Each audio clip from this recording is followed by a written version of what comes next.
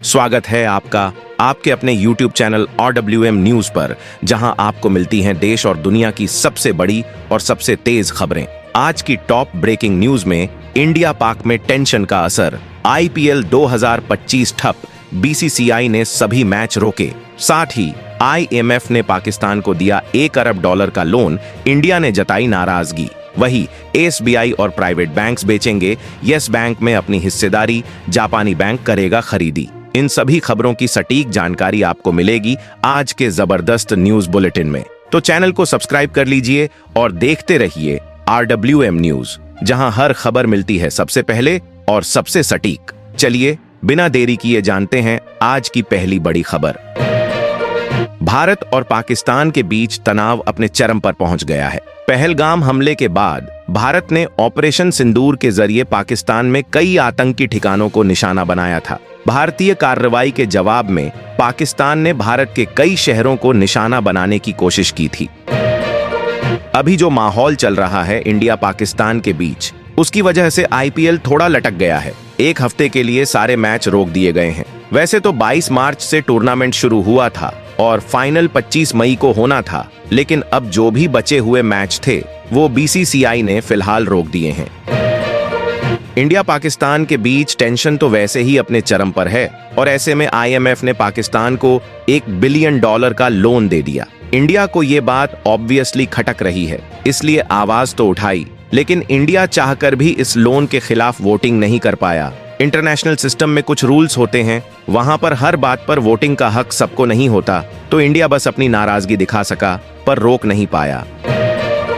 SBI और बाकी कुछ प्राइवेट बैंक्स ने मिलकर येस बैंक में जो हिस्सेदारी ली थी ना 2020 में, जब वो डूबने वाला था, अब वो अपनी 20% हिस्सेदारी बेचने वाले हैं। करीब 13,482 करोड़ रुपए में ये डील होगी और जापान का SMBC यानी सुमितोमो मित्सुई बैंकिंग कॉरपोरेशन इसे खरीदेगा।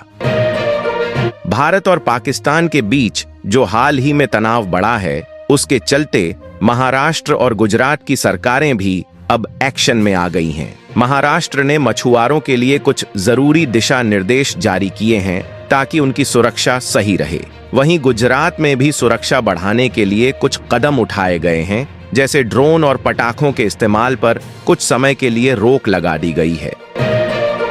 एक पुराना सोवियत स्पेसक्राफ्ट जो शुक्र ग्रह के लिए भेजा गया था, वो इस हफ्ते के एंड तक धरती पर गिर सकता है। असल में टेक्निकल प्रॉब्लम की वजह से वो शुक्र तक पहुंच ही नहीं पाया और तब से स्पेस में घूम रहा था। ये करीब 53 साल पुराना है, आधा टन वजनी है और टाइटेनियम की परत से ढका हुआ है। अब बताया जा रहा है कि ये हमारे वायुमंडल में अनकंट्रोल तरीके से एंटर करेगा।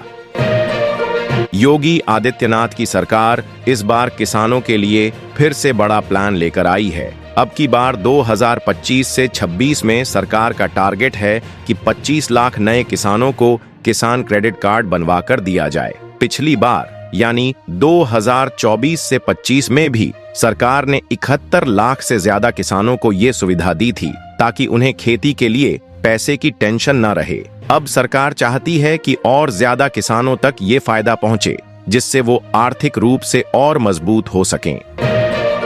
पाकिस्तान की खुफिया एजेंसी ISI फिर से हरकत में है। पंजाब में नशे और हथियारों के जरिए माहौल खराब करने की कोशिश कर रही है। ड्रोन से भेजे जा रहे हैं हथियार और ड्रग्स ताकि यहाँ की कानून व्यवस्था और इकोनॉमी दोनों को नुकसान हो। लेकिन अच्छी बात यह है कि पंजाब पुलिस पहले से अलर्ट है।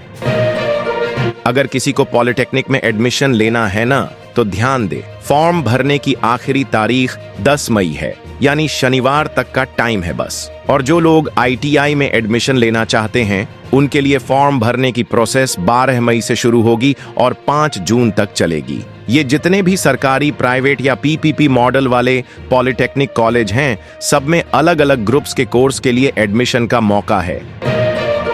अब आर्टिफिशियल इंटेलिजेंस यानी AI सीखना और भी आसान होने वाला है। यूपी सरकार ने एक नया पोर्टल लॉन्च किया है जिसका नाम है AI प्रज्ञा। इसके जरिए प्रदेश के 10 लाख लोगों को फ्री में ट्रेनिंग दी जाएगी। इसका मकसद ये है कि आम लोग भी AI जैसी बड़ी टेक्नोलॉजी से जुड़ सकें ताकि उन्हें नई जॉब्स के मौके मिलें और जो काम वो कर रहे हैं उसमें भी टेक्नोलॉजी की मदद से ज्यादा स्मार्टली कर सकें।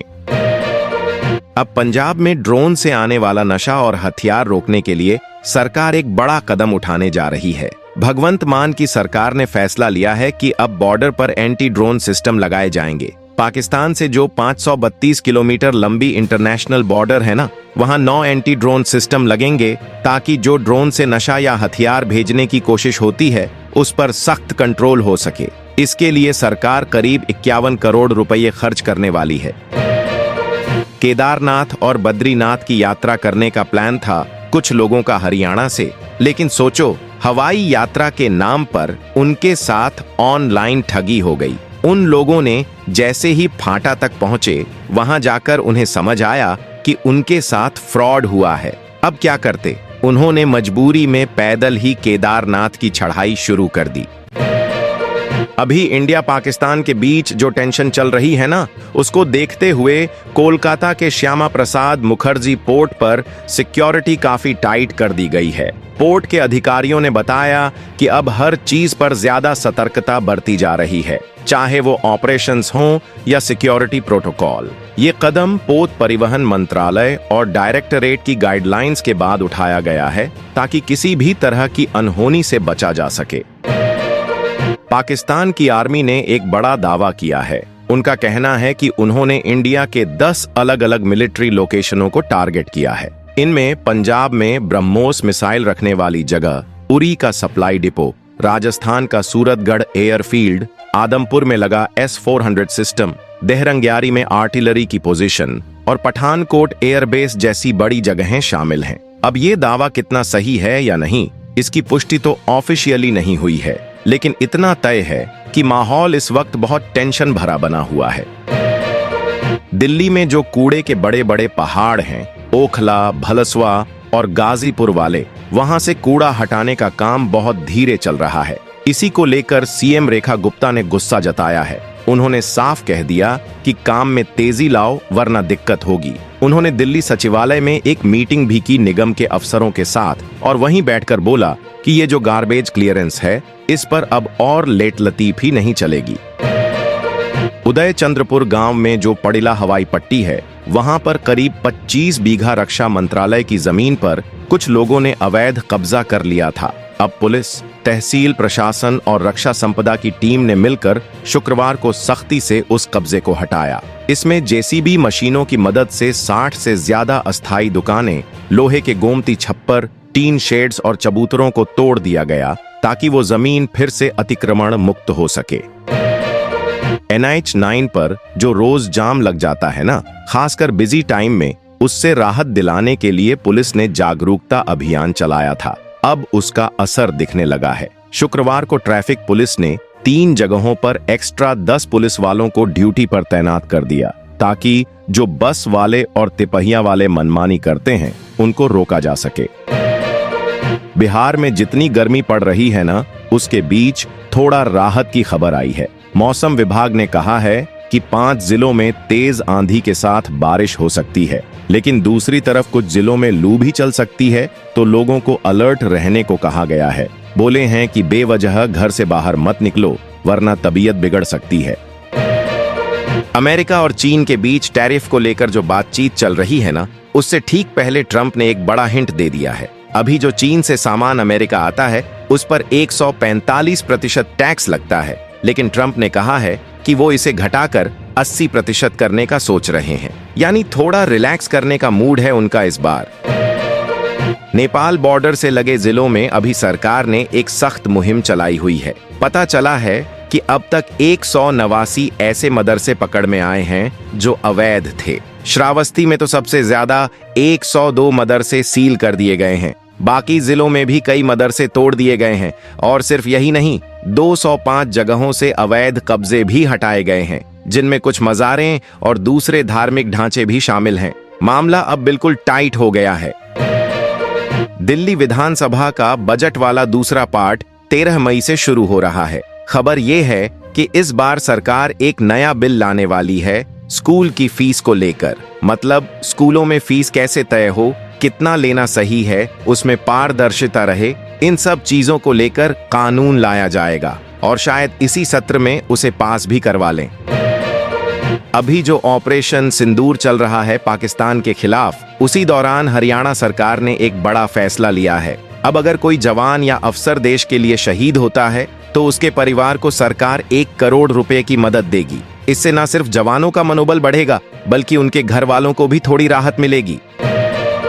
भारत पाक के बीच जो टेंशन चल रही है उसकी वजह से पंजाब रोडवेज ने जालंधर से जम्मू जाने वाली बसें फिलहाल रोक दी हैं। खुद जालंधर डिपो के जीएम मनिंदर सिंह ने बताया कि ये फैसला सुरक्षा को देखते हुए लिया गया है। इंडिया पाक के बीच जो टेंशन चल रही है ना, उसी के चलते अब नीरज चोपड़ा क्लासिक टूर्नामेंट भी टाल दिया गया है। ये टूर्नामेंट 24 मई को होना था, लेकिन अब इसे अगले नोटिस तक सस्पेंड कर दिया गया है। आयोजकों ने खुद इसका ऑफिशियल अनाउंसमेंट किया है।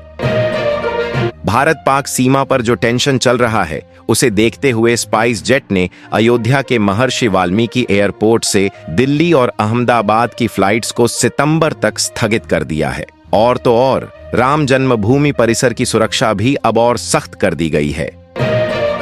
यूट्यूबर श्याम मीरा सिंह ने दिल्ली हाई कोर्ट को बताया कि उन्होंने ईशा फाउंडेशन और उसके संस्थापक सद्गुरु जग्गी वासुदेव से जुड़ा अपमानजनक वीडियो हटा लिया है। इसके अलावा श्याम मीरा सिंह ने ईशा फाउंडेशन द्वारा उनके खिलाफ दायर किए गए मानहानि केस में हाई कोर्ट में एक हलफनामा भी दाखिल किया है, जिसमें उन्होंने वीडियो हटाने की जानकारी दी है। इसके साथ आज की वीडियो में बस इतना ही। अगर आपको वीडियो अच्छी लगी हो तो वीडियो को लाइक करें, शेयर करें और चैनल को सब्सक्राइब करें और बेल आइकन दबाएं ताकि नए वीडियो की अपडेट आपको मिलती रहे। तब तक के लिए जय हिंद, जय भारत।